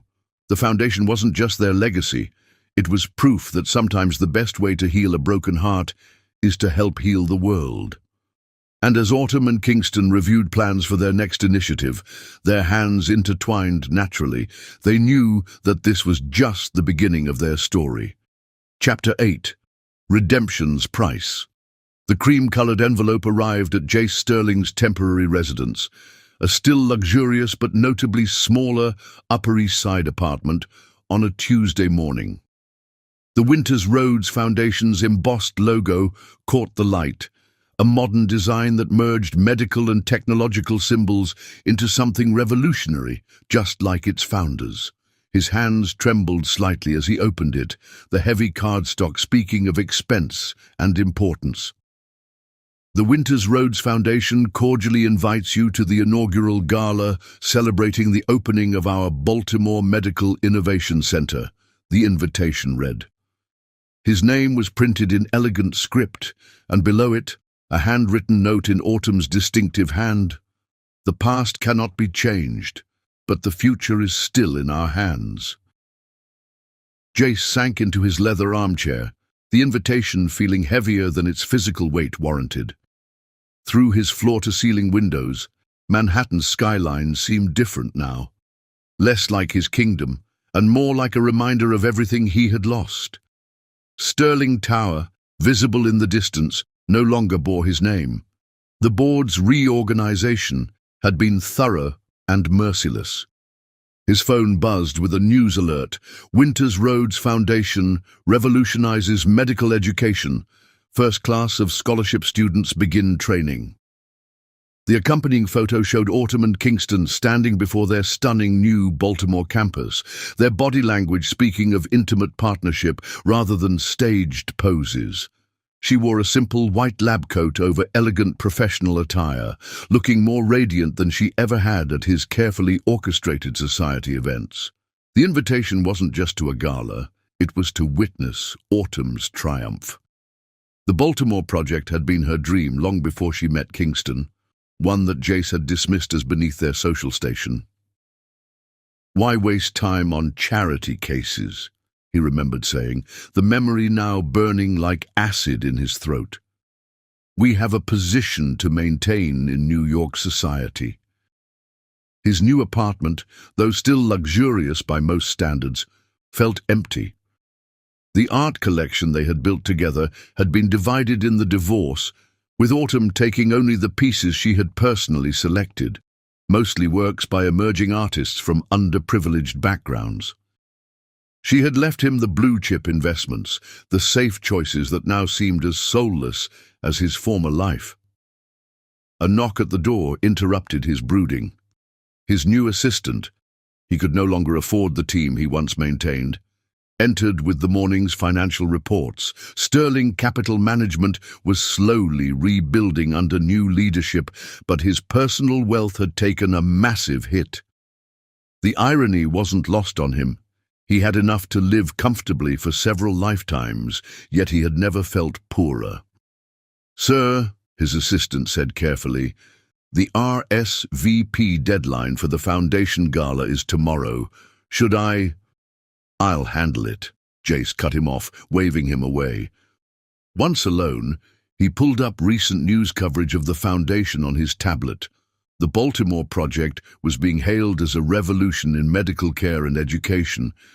Every major news outlet had covered its development, from the state-of-the-art facilities to the groundbreaking scholarship program. One article particularly caught his attention: From Wall Street to Main Street, How the Winters Roads Foundation is Democratizing Healthcare. The piece detailed how Autumn and Kingston had taken his public downfall and turned it into motivation to help others rise. Their AI diagnostic system was now in thousands of clinics worldwide, saving lives in places Jace had never deigned to visit. His fingers hovered over his phone, tempted to call her for the first time since that night at Le Cirque. What would he say? That he was sorry? That he finally understood what she had been trying to tell him all those years? That watching her succeed without him had taught him more about himself than all his years on Wall Street? Instead, he picked up the invitation again, studying the details. The gala would honor the foundation's first achievements and announce its global expansion plans. Autumn would receive a humanitarian award, and Kingston would unveil their next technological breakthrough. The guest list would include not just New York society, but medical pioneers, tech innovators, and community leaders from around the world. The old Jace would have seen this as an opportunity to network, to rebuild his connections, and perhaps salvage some of his former influence. But as he sat in his quiet apartment, surrounded by the remnants of his previous life, he recognized this invitation for what it was: a chance for redemption, not in society's eyes, but in his own. He reached for his laptop, pulling up the Foundation's website. The mission statement caught his eye. Healthcare isn't a privilege, it's a fundamental right. Our goal is to ensure that quality medical care is accessible to everyone, regardless of their circumstances. The words echoed conversations he had dismissed, dreams he had belittled, passions he had failed to understand. The RSVP page waited for his response, the cursor blinking like a heartbeat. Accepting meant facing everyone who had witnessed his fall from grace. It meant watching Autumn shine in the life she had built without him, standing beside a man who had helped her dreams take flight instead of clipping her wings. "Mr. Sterling," his assistant's voice came through the intercom. "Dr. Harrison's office is on line 1. Something about your annual physical." The mention of his former wife's protégé brought another wave of memories. Dr. Harrison had followed Autumn to Baltimore, helping establish the Foundation's research protocols. He had chosen purpose over prestige, just as she had. Jace clicked accept on the RSVP page, adding a note: "I would be honored to witness the realization of a dream I was too blind to see." It wasn't enough. Nothing could be enough to make up for his past behavior, but it was a start. The afternoon sun cast long shadows across his apartment as he began planning for the gala. His usual armor of expensive suits and carefully cultivated connections wouldn't serve him here. This would require something he had rarely shown in his previous life: genuine humility. He pulled up more coverage of the Foundation's work, forcing himself to read every article to understand exactly what Autumn and Kingston had built. The numbers were staggering. Thousands of lives saved through their AI diagnostic system, hundreds of promising students given the chance to become doctors, dozens of communities transformed through access to modern medical care. A message notification lit up his phone: Scarlett, reaching out from her new life in Silicon Valley. Saw the Foundation's latest press release. She's really done it, hasn't she? Built something real while we were playing games. He left it unanswered, the truth in her words requiring no response. As evening approached, Jace found himself drawn to the window, looking out at the city he had once thought he owned. From his reduced height, 40 floors lower than his previous office, the streets were more visible, the people more than just tiny specks moving below. He thought about Autumn's patience, about the lives she touched, about the legacy she was building while he had focused on accumulating wealth and power. The invitation sat on his desk, a bridge to a world he had never understood but now desperately wanted to comprehend. The gala wasn't just an event, it was a chance to see firsthand what happened when brilliant minds focused on improving lives rather than improving bottom lines. His phone buzzed again, this time with breaking news. Winters Roads Foundation announces revolutionary global health initiative. The accompanying video showed Autumn and Kingston at a press conference, their natural chemistry evident as they took turns explaining their vision for the future of healthcare. They weren't just partners, they were equals, each elevating the other's strengths. The sun set over Manhattan, painting the sky in shades of redemption. Jace Sterling, once master of mergers and acquisitions, faced his greatest challenge, attending a gala not as a power player, but as a humble witness to the triumph of the woman he had underestimated and the dreams he had dismissed. He made one final gesture before retiring for the evening, a substantial anonymous donation to the Foundation's scholarship fund. Not for recognition or influence, but because for the first time in his life, he understood that true wealth wasn't measured in dollars, but in lives improved. The invitation caught the last rays of sunlight, the Foundation's logo shimmering with promise. In less than a month, Jace would face his past and glimpse a future he could have been part of, had he been wise enough to see it. The price of redemption was high, but as he was learning, some things were worth more than money could measure. Chapter 9. The Speech. The Baltimore Medical Innovation Center gleamed like a beacon against the night sky, its ultra-modern architecture illuminated by carefully positioned lights that made the building seem to float above the city. The grand ballroom, specially designed for this inaugural gala, hummed with the energy of over 500 guests, a carefully curated mix of medical pioneers, tech innovators, philanthropists and community leaders from around the world. Autumn stood in her private office overlooking the ballroom, taking a moment to collect herself before the evening's main event. Her reflection in the floor-to-ceiling windows showed a woman transformed, not just by the custom Valentino gown in deep emerald that highlighted her dark skin, or by the elegant arrangement of her dreadlocks interwoven with subtle golden threads, but by the quiet confidence that radiated from within. Kingston appeared behind her, his reflection joining hers in the glass. "The WHO representatives just arrived," he said softly, his hands resting on her shoulders.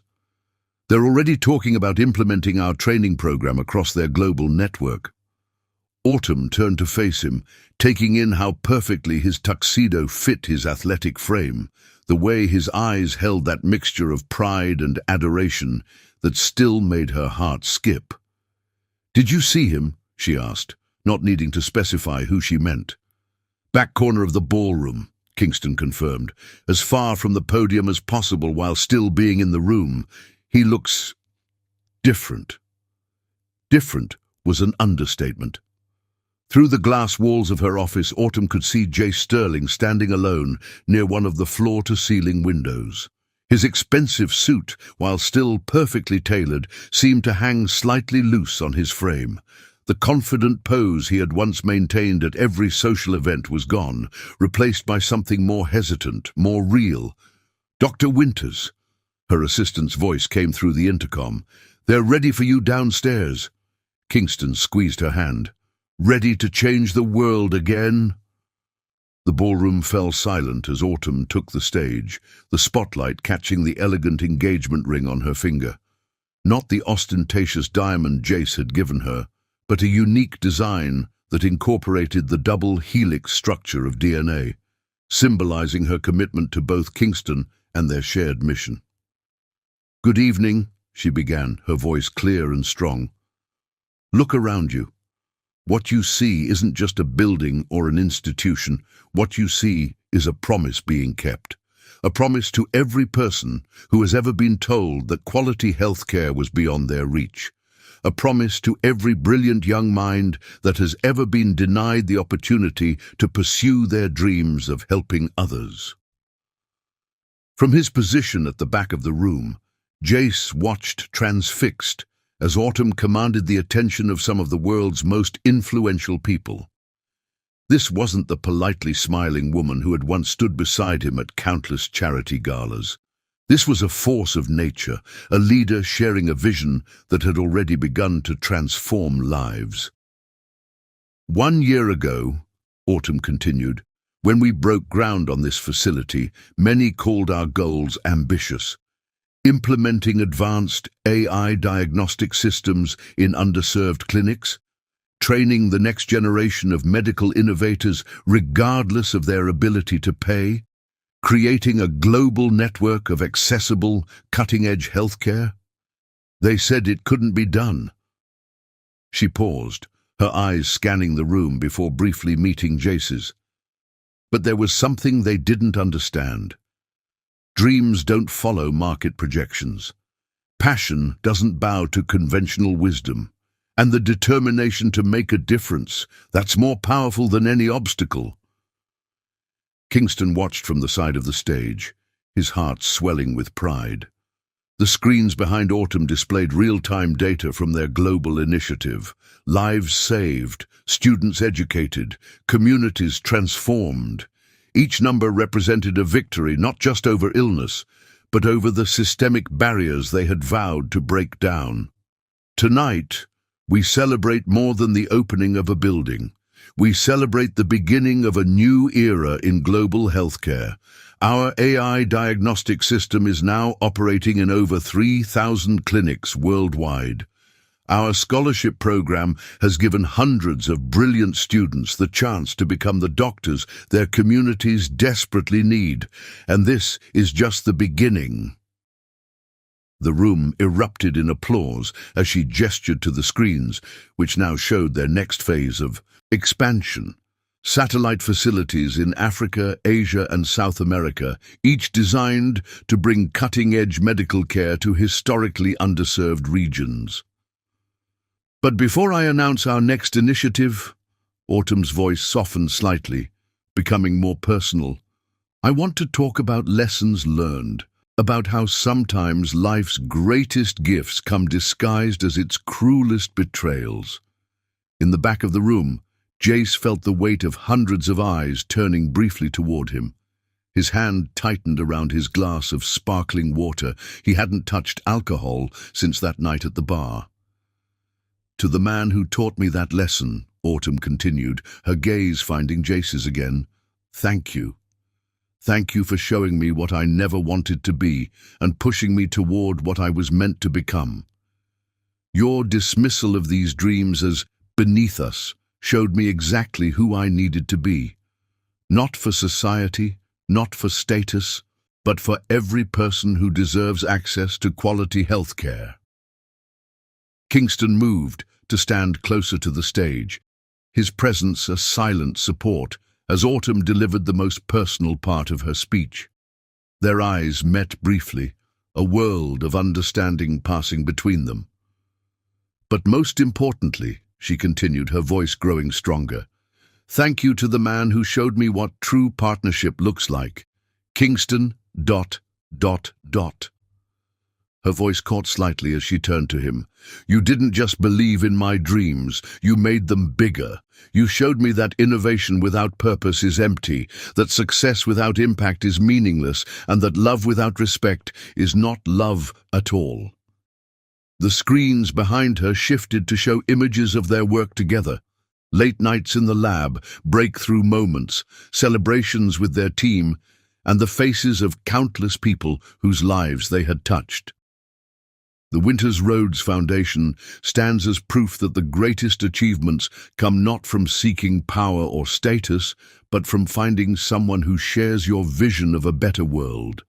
Someone who understands that true success isn't measured in dollars or social standing, but in lives improved and barriers broken. She gestured to the scholarship student seated in a place of honor near the front. Look at these faces.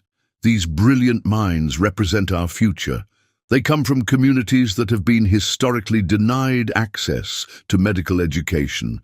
They carry with them not just dreams of becoming doctors, but the understanding of why healthcare must be accessible to all. The room sat spellbound as Autumn outlined their next phase, a revolutionary approach to medical education that would combine traditional training with advanced technology and community-based learning. The WHO representatives nodded approvingly as she detailed plans for global implementation. "We stand at a crossroads in medical history," she declared, her voice rising with passion. "The technology exists to save countless lives. The talent exists in every community to provide care.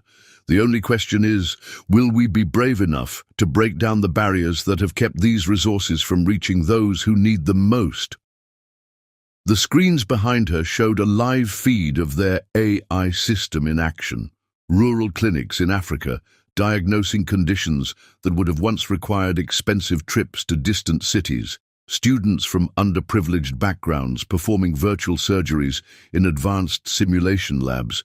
Communities being transformed through access to modern medical care. "This is not charity," Autumn emphasized, her voice firm. "This is justice. This is what happens when we stop seeing healthcare as a privilege and start treating it as the fundamental human right it should be." As she concluded her speech, the room erupted in a standing ovation. Kingston joined her on stage, their natural chemistry evident as they stood together, ready to answer questions about their vision for the future. From his position at the back of the room, Jace watched as various dignitaries and industry leaders crowded around them, eager to be part of what they were building. He saw in Autumn's smile not just success but fulfillment, something she had never achieved in their carefully curated society life. The evening continued with demonstrations of their latest medical innovations, tours of the facility, and announcements of new partnerships. But for those who had witnessed it, Autumn's speech remained the most powerful moment, a declaration not just of professional success, but of personal triumph over adversity. As the gala proceeded into dinner and dancing, Autumn and Kingston moved through the crowd with natural grace, their conversations focusing not on social niceties, but on real impact and future possibilities. They had created something larger than themselves, a legacy that would continue to grow and transform lives long after this evening was over. The Baltimore city lights twinkled beyond the windows, a fitting backdrop to an evening that marked not just the opening of a building, but the beginning of a revolution in global healthcare. And in the midst of it all, Autumn Winters stood as a beacon of what was possible when one refused to let others define their worth or limit their dreams. Chapter 10. Mirror Images. The gala's after-party transformed the Baltimore Medical Innovation Center's grand atrium into a glittering testament to success, with champagne flowing freely and the world's elite mingling beneath spectacular holographic displays of the Foundation's achievements. As Kingston led Autumn onto the dance floor, her emerald gown catching the light with every graceful movement, Jace Sterling watched from his position at the bar, nursing a glass of sparkling water that felt like a poor substitute for his former liquid courage. The contrast between past and present had never been more stark. A year ago, he would have been at the center of such an event, commanding attention with his mere presence. Now he occupied the margins, watching as his ex-wife and her new fiancé became the axis around which the room revolved. "They're quite something, aren't they?" The familiar voice beside him belonged to Bradley Walsh, his former chief financial officer. The older man had managed to land on his feet after Sterling Capital's reorganization, securing a position on the Foundation's financial advisory board. "I've never seen two people more perfectly matched," Jace couldn't argue. Kingston and Autumn moved together with an effortless synchronicity that went beyond mere dancing. Every gesture, every shared glance spoke of a deep understanding that he and Autumn had never achieved. Even now, as they paused to speak with WHO officials, their body language revealed a partnership of equals rather than a carefully maintained social facade. The Morrison Group just signed on as major donors, Bradley continued, his tone carefully neutral. Funny how things work out, isn't it? The deal that broke Sterling Capital is now funding the Foundation's next phase of expansion. The irony wasn't lost on Jace. He watched as Autumn explained something to the gathered dignitaries, her hands moving animatedly as she described their latest technological breakthrough. Kingston stood beside her, not attempting to dominate the conversation, but adding key points that elevated her presentation. They were a power couple in the truest sense, each making the other stronger. The holographic displays above the dance floor shifted to show their AI system in action, real-time data from clinics around the world where their technology was saving lives. Each glowing point on the global map represented a victory, a life touched, a community transformed. It was the kind of legacy Jace had never thought to build, too focused on accumulating wealth rather than creating lasting change. Mr. Sterling. A young voice drew his attention. One of the scholarship students stood before him, her name tag identifying her as Jasmine Williams, first-year medical student. I heard what you did, the anonymous donation to the scholarship fund. It's helping people like me have a chance we never thought possible. Jace felt heat rise to his face, uncomfortable with gratitude he didn't deserve. His donation had been substantial, but ultimately a drop in the ocean compared to what Autumn and Kingston had built. The Foundation deserves the credit, he managed, his voice rougher than intended. They're the ones making real change. Across the room, Autumn caught sight of this exchange, her expression unreadable. Kingston followed her gaze, then whispered something in her ear that made her smile and nod. They made their way through the crowd toward the bar, their progress slowed by well-wishers and admirers. "Jasmine," Autumn called warmly as they approached. "I see you've met Mr. Sterling. She's one of our most promising students," she added, her tone professional but not unkind, top of her class in our advanced diagnostic training program. Kingston stepped forward, his hand resting naturally at the small of Autumn's back. "Jasmine just published her first research paper on improving our AI's pattern recognition for pediatric cases.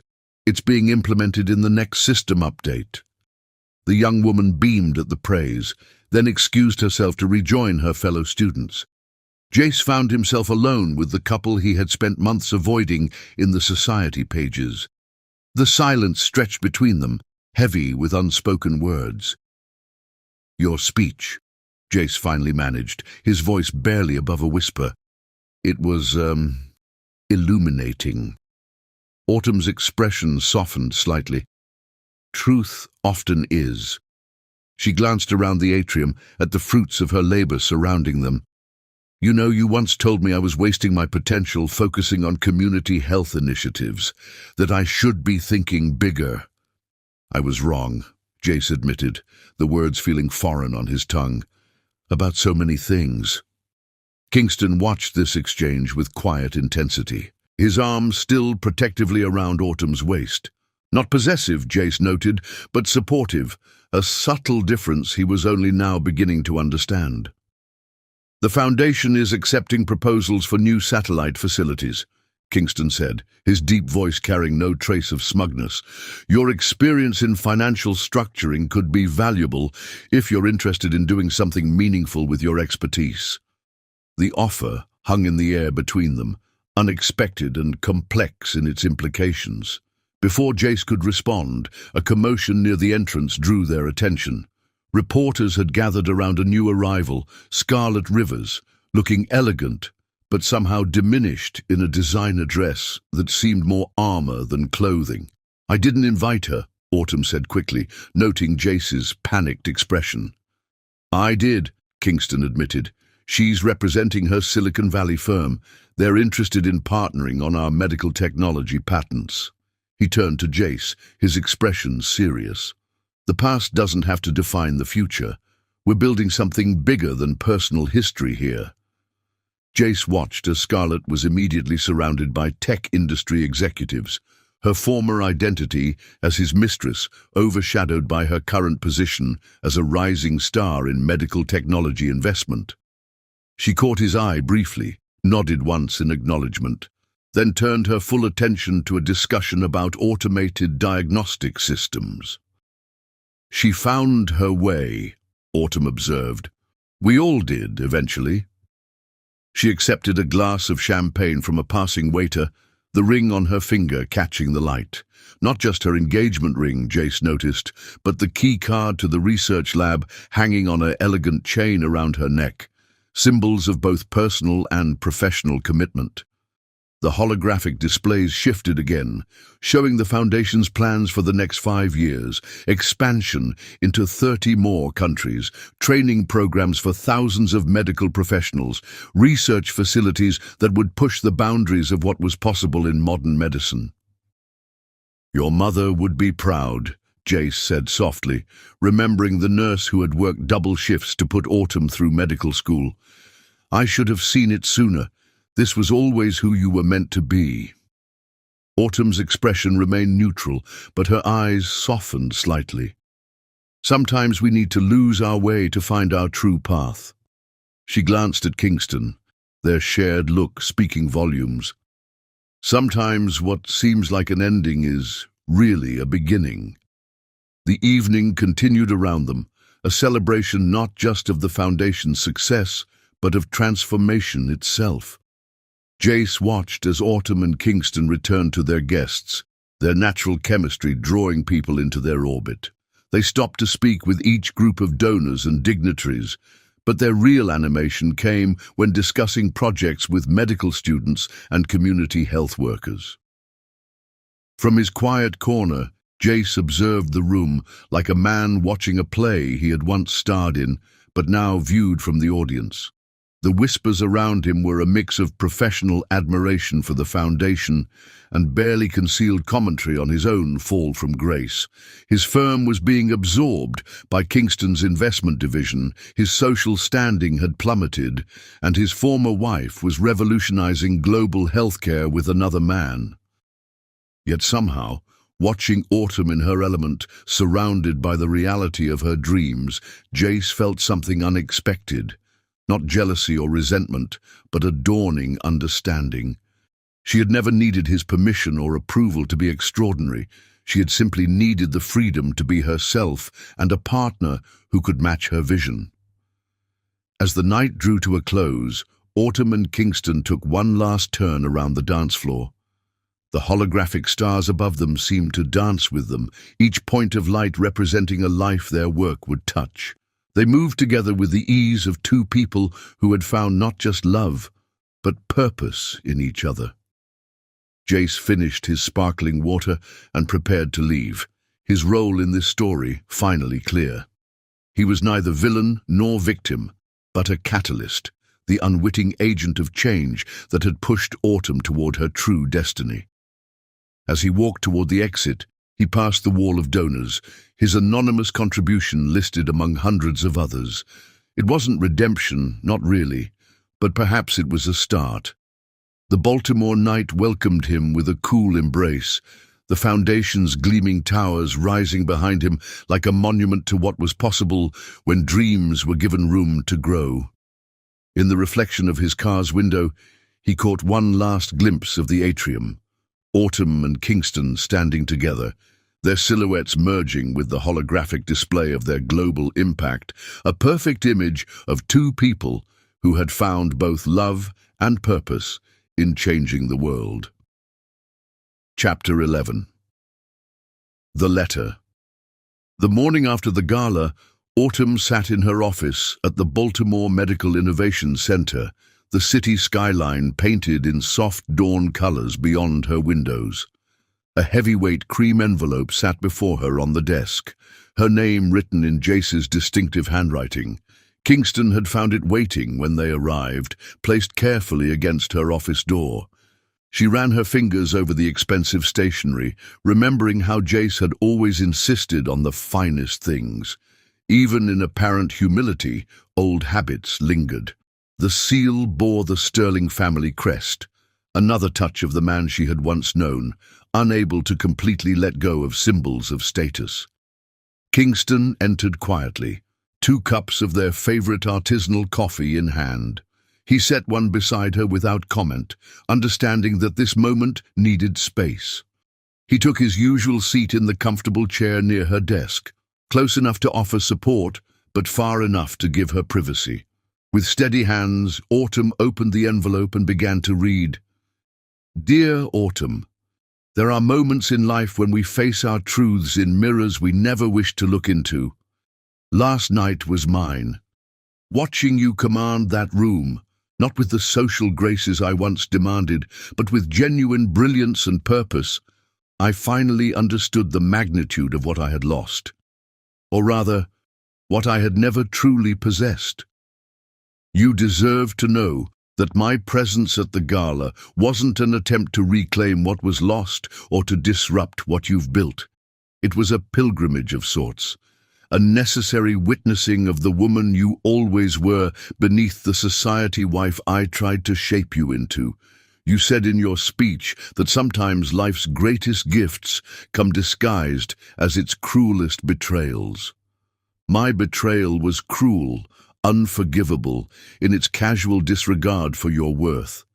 But watching you with Kingston, seeing the empire of compassion and innovation you've built together, I realized that perhaps my greatest contribution to your life was failing you so completely that you found your true path. He is what I should have been, a partner who amplifies your light rather than trying to contain it within the narrow confines of social expectations. When you speak together about medical innovations and global impact, you shine with a brilliance that makes my world of hedge funds and hostile takeovers seem small and hollow. You were always meant for more than being Jace Sterling's wife. I see that now.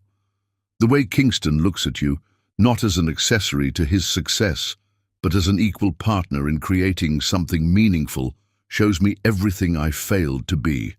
The Foundation's work is extraordinary. Your AI diagnostic system is revolutionizing healthcare in places I once dismissed as irrelevant to our social standing. The scholarship program is giving opportunities to brilliant minds I would have overlooked. You're not just changing lives, you're transforming the very landscape of global healthcare. Last night, I watched you dance with Kingston beneath those holographic displays of your worldwide impact. Each point of light represented a life touched by your vision, a dream realized despite my attempts to diminish it. The young student who thanked me for my anonymous donation showed me what real impact looks like, not in dollars accumulated, but in potential unleashed. I was a boy playing at being worthy of you. Kingston is the man I should have been, and watching you together is my penance. He understands what I never did, that true partnership isn't about ownership or control, but about nurturing each other's dreams and amplifying each other's impact. Seeing Scarlett, there was another mirror I needed to face. She's found her own path in the tech world, proving that we were all capable of growth once freed from the toxic patterns I created. Her success, like yours, came from escaping my influence rather than being defined by it. The offer to contribute to the Foundation's expansion is more generous than I deserve. If you and Kingston are serious about it, I would be honored to help. Not to reclaim any part of the past, but to finally be part of something meaningful, to use whatever skills I have to support the vision I once foolishly dismissed. Your mother once told me that real success isn't measured in assets, but in lives improved. I dismissed her wisdom as naive then, too blinded by my own ambition to see the truth. The foundation you've built with Kingston is her legacy as much as yours, a testament to the values she instilled in you, values I failed to appreciate until it was too late. The young doctors you're training, the lives you're saving, the communities you're transforming. This is real power, real success. Not the hollow victories I chased on Wall Street, but lasting change that will ripple through generations. I won't ask for forgiveness. Some bridges, once burned, should remain ash. But I want you to know that I finally understand. Your brilliance wasn't something to be managed or contained. It was something to be unleashed upon the world. Kingston saw that from the beginning, and together you've created something far greater than anything I could have imagined. You were right to leave, right to find someone who could match your vision and amplify your impact, right to build something that will outlast all of us. The foundation isn't just a building or an organization. It's proof that sometimes we must lose everything we thought we wanted to find what we were meant to create. Thank you for showing me what real success looks like. Thank you for proving that the greatest revenge isn't destruction, but creation. And most of all, thank you for becoming exactly who you were always meant to be, despite my best efforts to make you something less. With respect and admiration, Jace. Autumn set the letter down, her fingers tracing the edge of the paper as she processed its contents. Kingston remained quietly supportive, his presence anchoring her in the moment. "He finally understands," she said softly, looking up to meet Kingston's warm gaze. "Sometimes the hardest lessons are the ones we need most," Kingston replied, moving to stand behind her chair. His hands rested gently on her shoulders, offering silent support. Through her office windows, the Baltimore sunrise painted the sky in shades of promise. Below, medical students were already arriving for early morning classes, each one carrying dreams that the foundation would help make reality. "Should we accept his offer to help with the expansion?" Kingston asked, though his tone suggested he already knew her answer. Autumn smiled, reaching up to cover his hand with hers. "Everyone deserves the chance to be part of something meaningful," she said, "even those who once tried to prevent it." The letter sat between them, a bridge between past and future, proof that sometimes the greatest transformations come not from holding on to anger, but from allowing everyone the chance to grow into better versions of themselves. Outside, the Foundation's AI system continued its work, saving lives across the globe. Inside, two people who had found both love and purpose stood together, ready to expand their vision of accessible healthcare to even more communities in need. And somewhere in Manhattan, a man who had finally learned the true meaning of success, prepared to use his skills for something greater than personal gain. The morning light caught Autumn's engagement ring and the keycard around her neck, symbols of a partnership that had transformed not just their lives, but countless others. The foundation they had built together stood as testament to what was possible when brilliance was matched with purpose, when love was paired with respect, and when personal success was measured not in wealth accumulated, but in lives improved. Final chapter. Full circle. 1 year after the Foundation's inaugural gala, Le Cirque's elegant interior once again played host to a pivotal moment in Autumn and Kingston's journey. The same table where he had proposed now held a different kind of celebration. The successful implementation of their AI diagnostic system in 5,000 clinics worldwide, and more importantly, their wedding the following week. The restaurant's soft lighting caught the subtle patterns in Autumn's burgundy dress as she gazed out at the Manhattan skyline. She wasn't the same woman who had sat in this restaurant a year ago, receiving a life-changing proposal. She was stronger, more fulfilled, her success measured not in social status, but in lives transformed. Kingston reached across the table, taking her hand in his. "Do you remember what you said when we first discussed expanding the AI program globally?" His dark eyes held the same mixture of admiration and partnership that had drawn her to him from the beginning. "That every dream needs both wings and roots," Autumn replied, smiling at the memory. "The wings to reach far, but the roots to remember why we started." Their conversation was interrupted by the maitre d', who approached with a bottle of champagne. "Compliments of Mr. Sterling," he said, presenting a small card with the bottle. The card read simply, "To Roots and Wings. May your union continue to transform lives. J." Autumn accepted the gesture with grace, understanding its significance. In the past year, Jace had proven himself a valuable advisor to the Foundation's expansion efforts, using his financial expertise not for personal gain, but to help extend their reach to more communities in need. He had found his own path to redemption through purpose.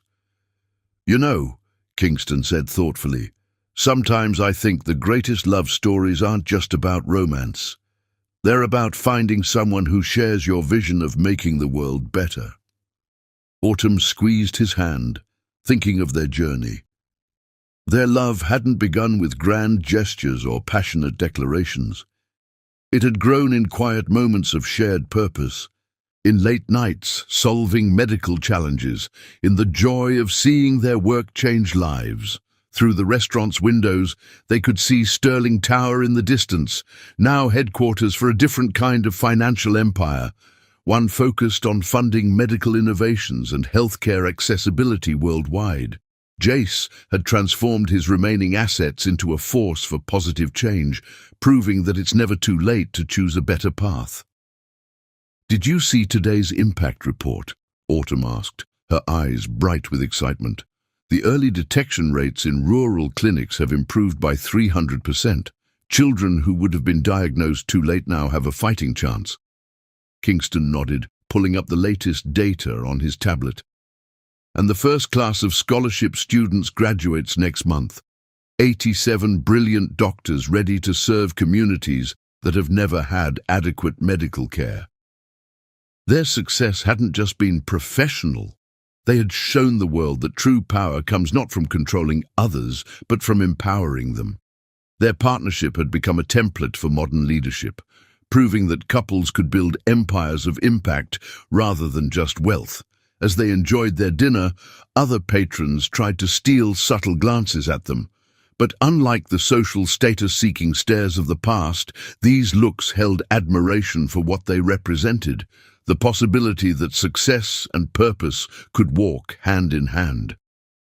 "Next week," Kingston said softly, "when we exchange vows, we're not just promising each other forever.